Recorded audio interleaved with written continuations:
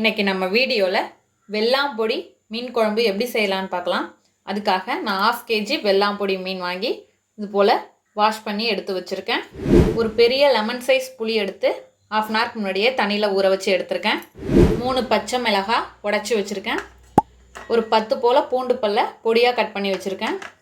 ஒரு 15-20 சின்ன வெங்காயம் பொடியாக கட் பண்ணது, ஒரு பெரிய தக்காளி பொடியாக கட் பண்ணது, 1/2 டேபிள் ஸ்பூன் தனி மிளகாய்த்தூள், 1/2 டீஸ்பூன் மஞ்சள் தூள், 2 டேபிள் ஸ்பூன் குழம்பு மிளகாய்த்தூள். தேங்காய் பேஸ்ட் ரெடி பண்ணுறதுக்காக தேங்காய் துருவுனது ஒரு 5 டேபிள் ஸ்பூன் அளவுக்கு தேங்காய் துருவுனது எடுத்திருக்கேன்.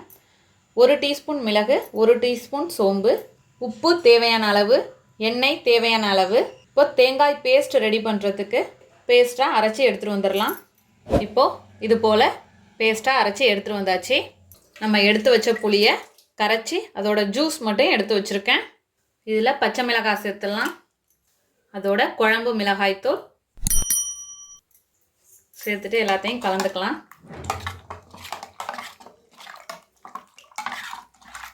இப்போ இது போல் நல்லா கலந்து எடுத்துக்கணும். இதோட கொஞ்சமாக கருவேப்பிலை. இப்போ எல்லாம் ரெடியாக இருக்குது. இந்த மீனில் கொஞ்சமாக மஞ்சள் தூள், மிளகாய்த்தூள் ஒரு 1/2 டேபிள் ஸ்பூன் சேர்த்துக்கலாம். உப்பு, இந்த மீனுக்கு மட்டும் உப்பு சேர்த்துக்கிறேன். அதுக்கப்புறம் குழம்புக்கு சேர்த்துக்கலாம். இது அப்படியே ஒரு 20 நிமிஷம் அப்படியே ஊறட்டும். இப்போ குழம்பு செய்ய ரெடி ஆகிடலாம். இப்போ மண் சட்டி எடுத்திருக்கேன். அதில் ஒரு 3 டேபிள் ஸ்பூன் நல்லெண்ணெய் சேர்த்துக்கிறேன்.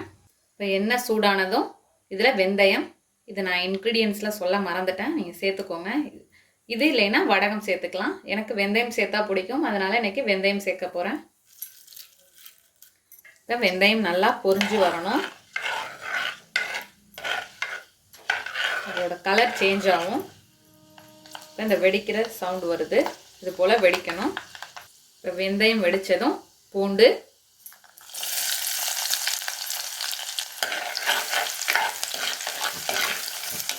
இதுக்கப்புறம் மீடியம் ஃப்ளேம்லேயே வச்சுக்கலாம். ஏன்னா எல்லாமே வதக்கிற ஐட்டம்ஸ், கறிக்கிடாமல் இருக்கிறதுக்காக மீடியம் ஃப்ளேம்லேயே வச்சுக்கிறேன்.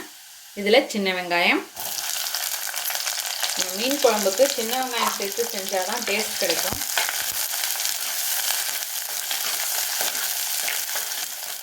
இப்போது குழம்புக்கு தேவையான அளவு உப்பு சேர்க்குறேன். நான் கல் உப்பு தான் சேர்த்துக்கிறேன். ஆல்ரெடி மீனுக்கு மட்டும் கொஞ்சமாக உப்பு சேர்த்தேன். இப்போ குழம்போடு சேர்க்குறதுக்காக நான் இப்போவே சேர்த்துட்டேன் எல்லாத்தையும். இது போல் வெங்காயம் பூண்டு நல்லா வதங்கி வந்திருக்கணும். இப்போ இந்த ஸ்டேஜில் தனி மிளகாய்த்தூள், ஆல்ரெடி பச்சை மிளகாய் சேர்த்துருக்கோம், அதனால் கொஞ்சம் கம்மியாக தான் சேர்க்குறேன். இப்போது தக்காளி, இப்போ ஃப்ளேமை கம்மி பண்ணி வச்சுட்டு இப்போ தக்காளி நல்லா வதங்கி பேஸ்ட் ஆகணும்.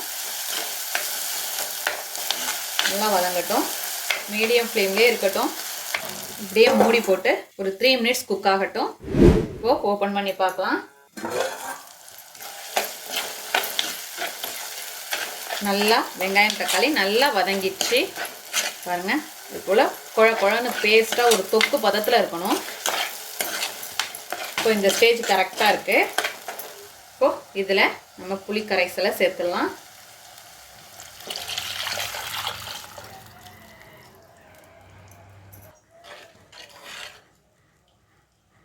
இந்த ஸ்டேஜில் உப்பு கரெக்டாக இருக்கான்னு செக் பண்ணிக்கோங்க. ஃப்ளேமை ஹை பண்ணிவிட்டு ஒரு 5 மினிட்ஸ் கொதிக்கட்டும், அந்த பச்சை வாசனை போகணும். 5 மினிட்ஸ் ஆயிடுச்சு, ஓப்பன் பண்ணலாம். இப்போ பச்சை ஸ்மெல்லாம் இல்லை, நல்லா கொதிச்சு வந்துடுச்சு. இப்போ இந்த ஸ்டேஜில் நம்ம அரைச்சி வச்சுருக்க தேங்காய் பேஸ்ட் சேர்த்துடலாம்.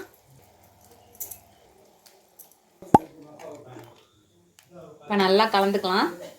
இப்போ இது நல்லா கொதிச்சு வரட்டும், ஒரு 3 மினிட்ஸ் கொதிக்கட்டும், ஓப்பன்லேயே இருக்கலாம். இப்போ 3 மினிட்ஸ் ஆகிடுச்சு. இப்போ குழம்பு நல்லா திக்காயிடுச்சு, இது போல் ஆடை படர்ந்து இருக்கணும். இந்த ஸ்டேஜில் நம்ம ஊற வச்ச மீனை சேர்த்துடலாம்.